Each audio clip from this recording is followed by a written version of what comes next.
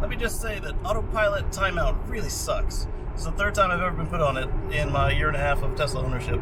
Basically, what happens if you exceed 85 or 90 or 95, whatever your car is set to, for the autopilot speed limit, while you're in autopilot, it'll kick you out for the rest of the drive. How about just turn off? Say it wasn't us. So now I'm going to look for a place to pull over, put it in park, put it back in drive. Because Elon, this sucks. So there are plenty of legitimate reasons why you might exceed the autopilot speed limit for safety or for road rage. Those are about the only two good reasons I can think of to do that. So let's just call it safety. And as soon as this BMW passes me, I'll let nav on autopilot pass this really slow Honda Accord. I'd do it sooner, but it starts to slow down and do weird stuff. So there we go. Now we're passing this car. Just like that. And then once we pass the slowness, the car will ask us to get back out of the lane because it's the passing lane. So here's what you get. Pass the slowness, the car realizes there's a place, pull the trigger, and you go over.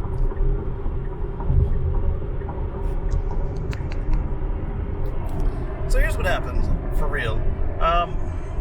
There are a lot of cars wearing Droja tags that are inconsistent in their speeds, but also don't like being passed. So you move over to the left and they speed up. And then you get back behind them and they slow back down again. So I pulled over and I sped up, and they sped up some more, and things got a little carried away. But I got in front of them and then they backed off. But then the car gave up. Yeah, I shouldn't have done that. But I felt unsafe with somebody who would do that. Just manually just block you into your lane, and also being able to control their speed, while when I was beside them the first time, catch them on the phone, texting, and weaving all over the road. So in the interest of the safety of my family, I'm going to get in front of them and then put some distance in between us, so that way their recklessness doesn't put me at risk of a collision. It's not 100% right, but I can't say it's 100% wrong either, so gray area, really. Like right now, I got to pass this Chrysler low-end car, and they sped up, but this Acura beside me wants to do in excess of the speed limit, so I'll move back out because this one is like surging, manually controlling their speed. If you don't want to use cruise control, that's fine, but don't freak out just because people are getting in front of you. It's not a race. We're going different places. I don't care where you're going. Just don't hit me. And I definitely won't hit you. It's a Chrysler 200. But they renamed that car so many times that I don't know what they call it. So just pass it. Chrysler 200. And there's nothing wrong with a entry-level car. It's just, I knew it wasn't one of their sporty cars or any of their luxury-style cars. So, since I didn't know what to call it, entry-level. Anyway. They got behind some slower folks, and then they couldn't do their surgy thing. So, since we were in the passing lane, and the people in front of them slowed way down, we have passed them. But they weren't the ones that were causing the trouble. It was a pair of young teen girls, and like I said, texting and weaving, I don't feel safe in that vicinity, so I had to get out of it. I guess I could have stopped and slowed way down, but it's about the fourth time we passed them, and we actually did stop several times for food and stuff, and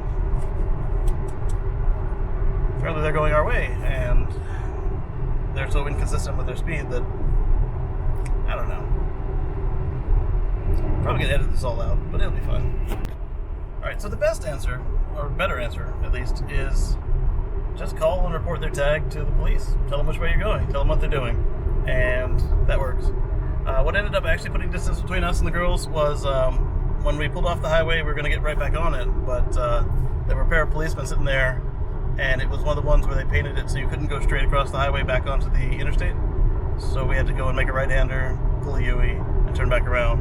And that put a reasonable amount of space in between us, but like I said, their speed has been so inconsistent, we will probably catch up to them again. And at that point, I'll read their tag and call it in. I don't want to get them a ticket or get them in trouble, but like I said, it's not just my safety at this point, it's also the safety of everybody else on the road.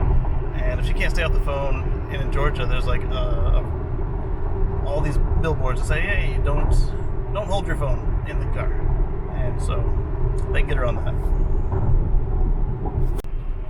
The way around the issue, which I learned the first time I got put on timeout, is to turn the wheel whenever you're going to push the accelerator.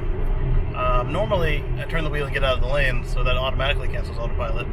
But if you're going to stay in the lane, just wiggle your way out of autopilot and then keep on going.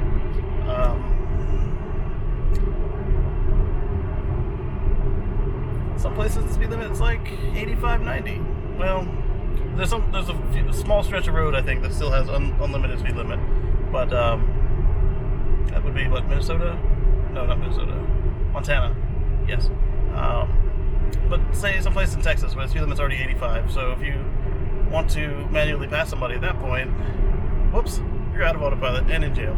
So, autopilot jail, not real jail.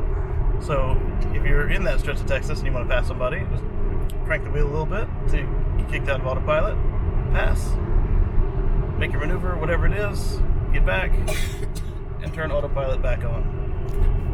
There's a new behavior in 2019.5.15. Every flick of the blinker is a full lane change request. So if it's safe, the car will go. It's not a case where you have to hold it down anymore to get it to go on the Model S and Model X. So it's very much like it is on the Model 3 with their kind of gummy, squishy, returns to center on its own because it's software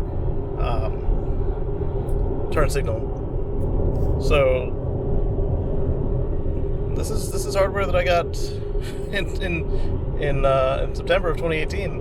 It was built in late August, and literally all you do to change lanes is just give it that half a tap, and it'll go. It'll go all the way. You used to have to kind of like hold it down like this, or give it the full click. So that's pretty neat. I like it. I think the tap to delay on the navigate on autopilot is a way to allow us to turn off a lane change for the upcoming nav on autopilot with no confirmations. That's my theory.